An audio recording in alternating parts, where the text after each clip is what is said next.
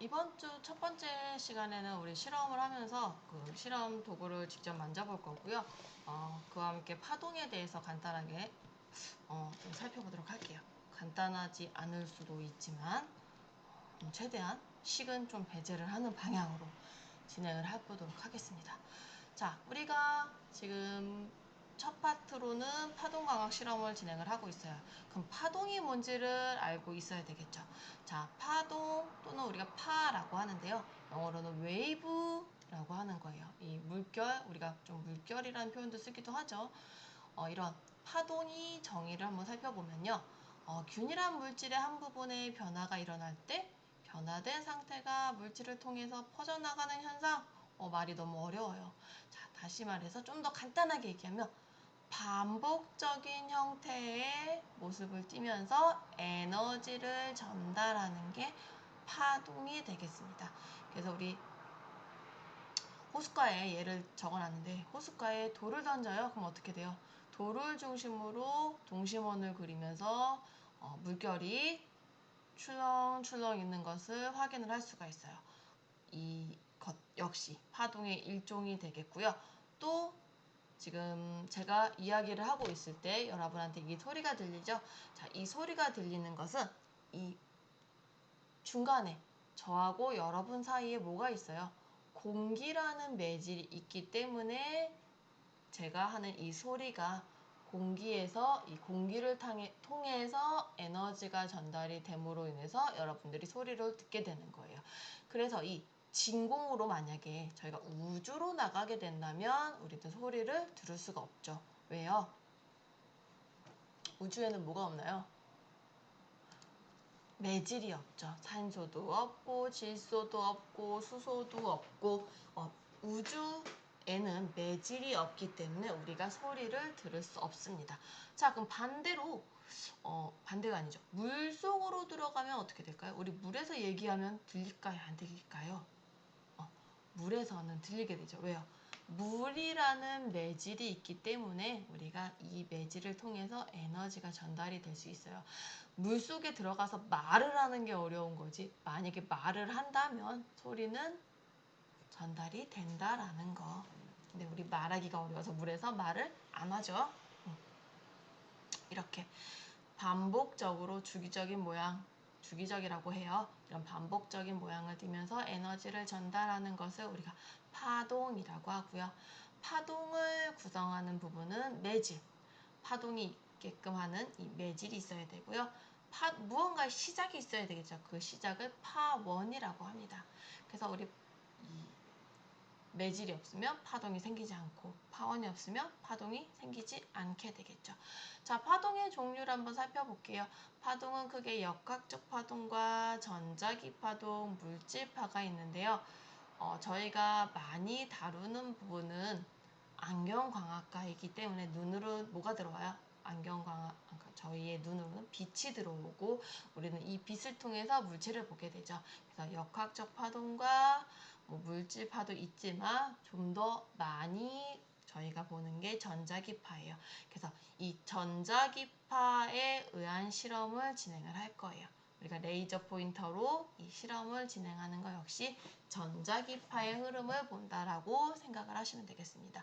그래서 매질의 종류에 따라서도 역학적, 전자기, 물질파로 나뉘지만 파동의 모양을 가지고서도 횡파, 종파로 나뉘고요. 또는 진행파, 정상파라고 나뉘고요.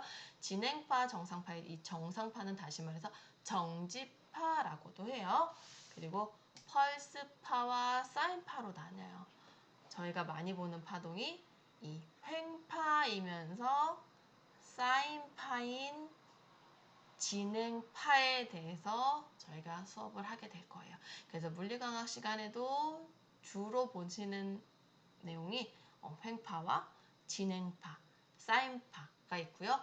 정상파에 대한 부분은 진행파가 만나서 이루어지는 부분이 정상파이기 때문에 이 부분까지는 아마 수업을 진행하실 거예요.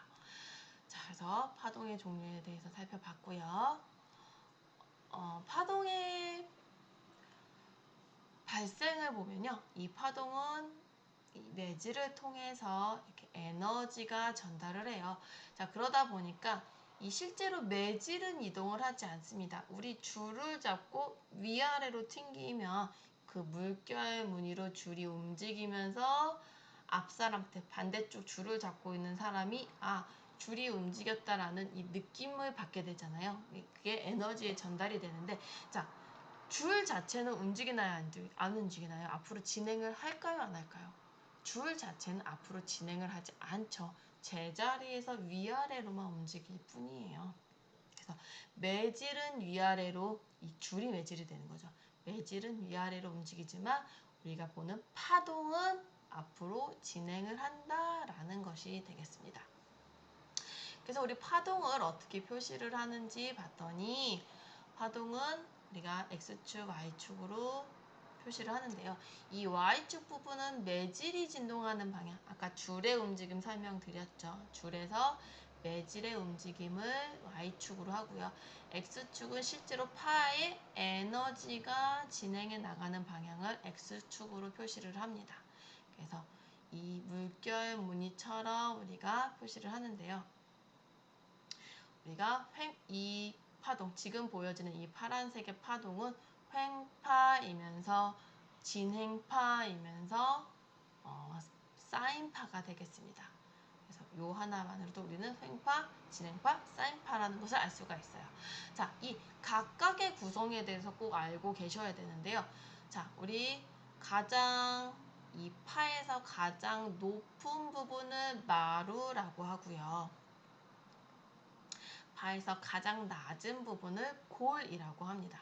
그럼 또 파에서 진폭이라는 부분이 있는데, 진폭은 파의 중심부에서 매질이 갔다가 제자리로 오는 이 멈추는 자리를 중심부라고 한다면, 중심 위치라고 한다면, 이 중심부에서 마루까지의 거리 또는 중심부에서 골까지의 거리를 우리가 진폭이라고 해요. 자, 그럼 우리 파에 한 번 진동할 때의 그 거리를 우리가 파장이라고 합니다. 매질이 한번 진동해서 자기 자리로 올 때까지의 에너지의 움직임 거리를 파장이라고 하고요. 우리 기호로는 람다라는 기호를 사용을 해요. 이 파장은 그래서 마루에서 마루까지의 거리 또는 골에서 다음 골까지의 거리를 파장이라고 하고요. 자, 진동수라는 것은요, 1초 동안에 몇 번 움직이느냐, 몇 번 반복해서 움직이느냐 라는 것을 우리가 진동수 F라고 표현하고요. 단위로는 헤르츠라고 하는데, 자, 1초 동안에 몇 번 움직이는 것이라고 해서 우리가 또는 per sec라는 단위를 사용하기도 합니다. 자, 주기는 진동수의 역개념이에요. 반대 개념인데요. 한 번 움직이는데 걸리는 시간이 되겠습니다. 그래서 단위로는 세크 단위를 사용을 하고요. 한 번 진동할 때, 한 번 진동하는 시간을 우리가 특별히 주기라고 해서 진동수와 주기는 서로 역수의 관계가 있다라는 것을 알 수가 있어요. 자, 얘를 가지고 우리가 알 수 있는 게 전파 속도를 알 수가 있는데요. 파동의 속도, 우리가 파동의 에너지 전파 속도를 우리가 특별히 V라고 하고요. 이 전파 속도는 진동수 곱하기 파장 F 곱하기 람다로 표시하고요. F와 주기는 역수관계에 있었기 때문에 또는 T분의 람다라고도 표시를 합니다. 그래서 우리 이 파동의 모양을 보고 마루와 골, 진폭, 파장, 진동수, 주기가 무엇인지를 아실 수 있으셔야 해요. 자, 그래서 이 파동의 표시 앞에서 있던 걸 가지고 우리는 파장과 진동수와 F, 주기까지 아시고 얘네들의 관계를 알고 넘어가셔야 되고요. 자, 또 파동에서는 저희가 파수라는 것 또는 각진동수라는 것을 아셔야 되는데, 이 파수라는 것은 이 한번 진동하는 이 부분은 원하고 맞물려서 표현할 수가 있거든요. 그때 이 한 파장의 크기에 따라서 이 2파이 원 안에 들어갈 수 있는 파의 수를 우리가 파수라고 합니다. 2파이라는 거는 한 번 원이 그려지는 것을 2파이라고 하죠. 그래서 우리가 기호로는 K라고 하고요. 2파이 안에 몇 번의 파가 들어가느냐, 파장이 들어가느냐 해서 2파이 나누기 람다 되겠습니다. 그래서 단위로는 라디안 퍼 미터 또는 라디안 퍼 센티미터를 사용을 하게 돼요. 자, 또 하나 각진동수도 알고 계셔야 되는데요. 아셔야 될 게 너무 많네요.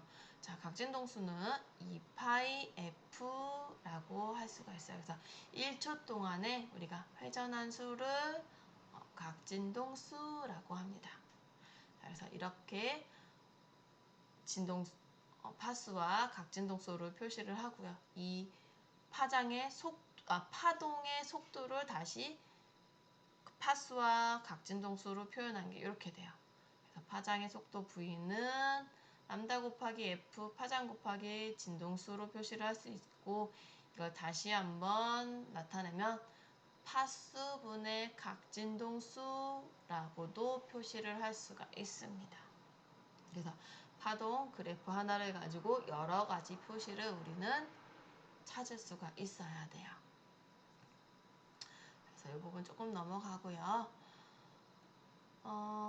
또 필요한 부분을 한번 보시면, 자, 우리 파의 기본적인 특성이라고 해서 우리 가시광선, 우리 안경에서, 우리 눈에서 볼 수 있는 광선 부분을 우리가 특별히 빛에서 볼 수 있는 부분을 가시광선이라고 하는데, 이 가시광선의 파장은 380부터 750 나노미터예요.